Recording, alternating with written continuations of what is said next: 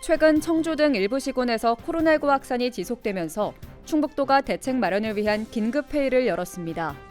이번 회의에는 이시종 지사와 김성근 도 부교육감, 한범덕 청주시장 등 8개 기관장과 이은규 충청권 질병대응센터장이 참석했습니다. 이시종 지사는 정부가 11월 단계적 일상회복을 준비하는 상황인데 충북은 학생과 외국인 근로자를 중심으로 한 집단 감염이 급격하게 증가하고 있어 특단의 대책 마련이 필요하다고 강조했습니다. 더불어 10월 말까지 지금의 확산세를 안정시키기 위해 각 기관별로 방역지침 준수에 솔선수범해달라고 요청했습니다. 이와 함께 도민 모두의 안전을 위해 사적 모임은 최대한 자제하고 방역수칙 준수에 적극적으로 협조해줄 것을 도민들에게 당부했습니다.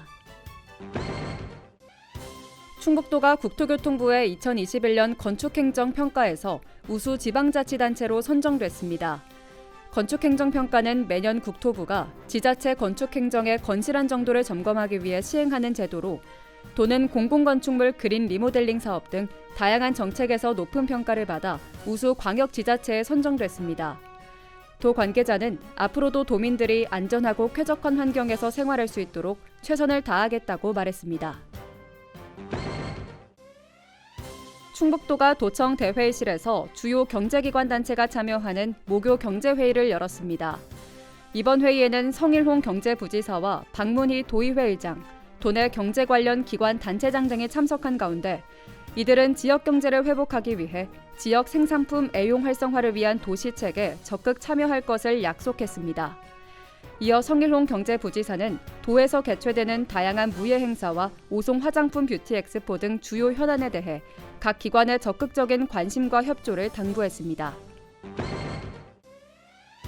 지난해 기록적인 수해를 입었던 충북이 올해는 호우와 태풍 피해가 크게 줄어든 것으로 나타났습니다.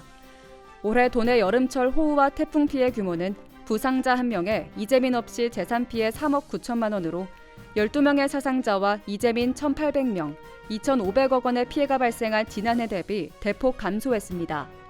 도는 특별 대책 기간이던 지난 5달 동안 강수일수와 강수량은 평년 대비 많았지만 지난해 수해를 교훈 삼아 재해 취약 지역을 점검하는 등 미리 대응한 것이 피해를 줄인 것으로 평가했습니다. 알림마당입니다. 충북도교육청이 내년 2월 폐교하는 괴산 목도고에 1년 과정의 진로탐색형 대안학교를 설립합니다. 두 학급으로 문을 여는 대안학교는 고등학교 1학년 희망자를 대상으로 1년 동안 진로 탐색 교육을 진행하고 교육을 받은 학생은 자신의 학교로 돌아가 2학년으로 진급할 수 있습니다.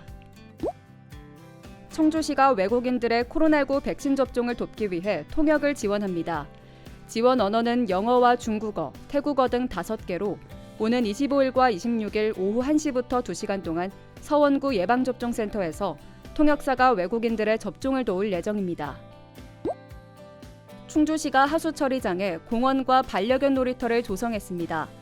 시는 기피시설로 인식되는 하수처리장 이미지 개선을 위해 수안보 하수처리장에 정화한 방류수를 활용한 생태 연못과 산책로, 반려견 놀이시설 등을 갖춘 공원을 만들었습니다. 증평군이 오는 23일 제6회 김득신 북페스티벌을 비대면 온라인 문화행사로 개최합니다. 이번 북페스티벌은 코로나19로 지친 군민의 마음을 치유하고자 책과 함께 위로를 넘어 위로를 주제로 진행되며 작가 하상욱 씨의 북콘서트와 가수 치즈와 커피 소년의 공연을 선보일 예정입니다.